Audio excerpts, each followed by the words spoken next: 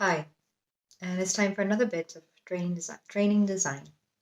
And today we're going to talk about one of my favorite topics, which is transformation and designing for a transformative experience.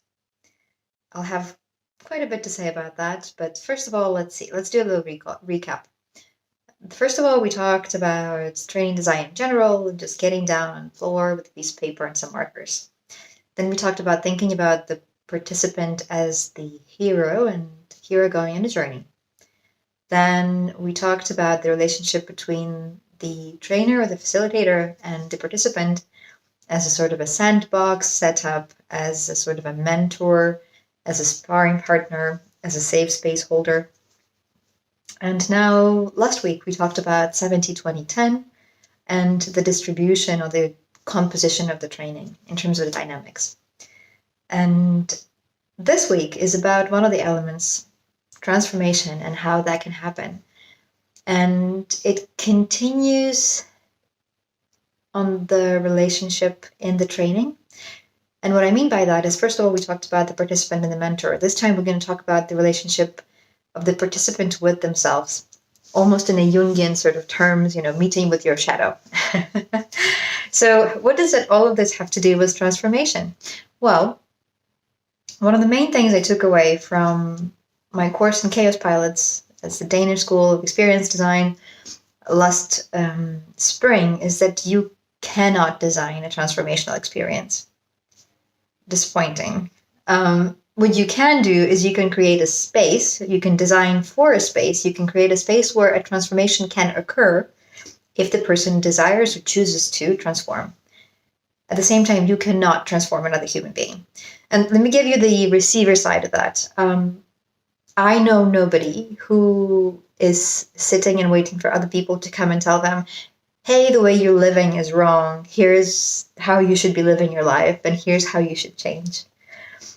And even if you're a trainer and you sort of have a license to point out things that the participant can improve, they have the right not to be excited about that particular bit.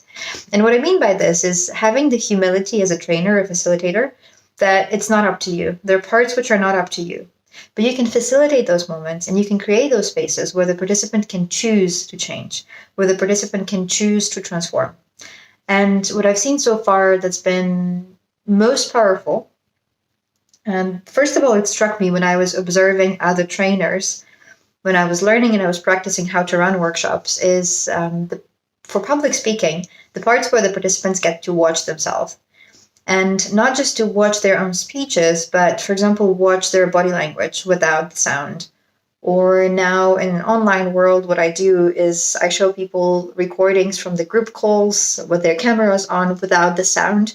So they get to see themselves as I see them and as others see them, or to play their voices to them without any image. So they get to hear themselves and how they come across to others. And a curious thing is that when you come face to face with yourself, like, that scene in Star Wars when Luke cuts off the head of the Darth Vader in the sort of the cave thing with Yoda, and what he sees taking off the helm is his own face. That you're both the likeness and a shadow. But the metaphorical sense when it comes to trainings is that you have both the sort of weaker side and the stronger side, and you get to choose how that works. But as a trainer, I need to have the humility that it's not my job to change the people. It's not my job to transform them. It's my job to facilitate the kind of space where that can happen. And more importantly, to create the kind of environment that feels safe enough for the participant to be vulnerable, where you can have that interchange with them, where they know that I know that there's something for them to change, but I accept how they are, and I also accept the fact that they might not choose to extend or change in that particular moment in time. So there are quite a few things that are going on as you're doing the trainings. And for public speaking, crucial thing, for example, for me in my trainings is understanding that each person has their own, it's a Polish expression, each person has their own Everest, meaning that people start at different points and people will get to different things in the trainings I do with them. And just because I would like everybody to finish with grade A, what grade A is for each of those people is a very different story.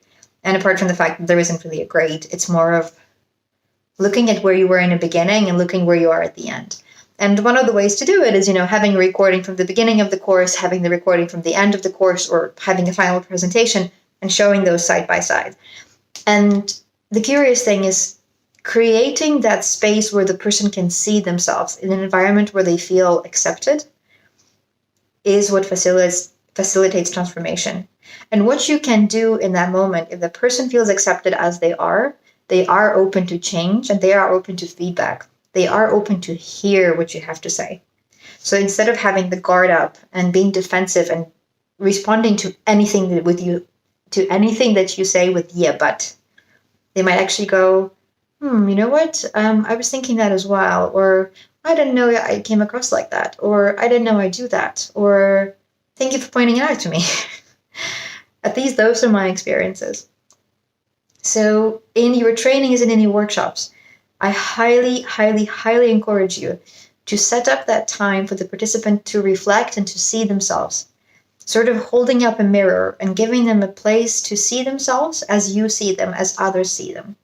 The relationship between the participant and other participants, we'll talk about that in one of the coming weeks.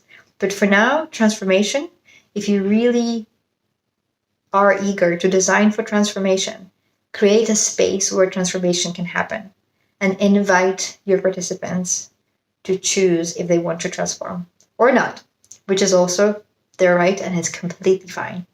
One other thing, building on what I'm just saying now, transformation can take many forms. And one of the things I find so inspiring is from a talk about storytelling by Ira Glass. Ira Glass is one of the first podcasters in the world. Many years ago, he created This American Life on NPR, National Public Radio. And he was one of the first people creating podcasts. And This American Life is one of the most popular ones ever, ever, ever. And he has this great speech about storytelling. And in the speech, he said he was an intern or something like that at a public radio station. And he noticed that some of the programs are more interesting than others. And he was thinking, so what makes it so? Why does it work like that? And can you game that? Can you kind of build that sort of an interesting narrative? And bear with me, it's going to make sense in the context of transformation in the training.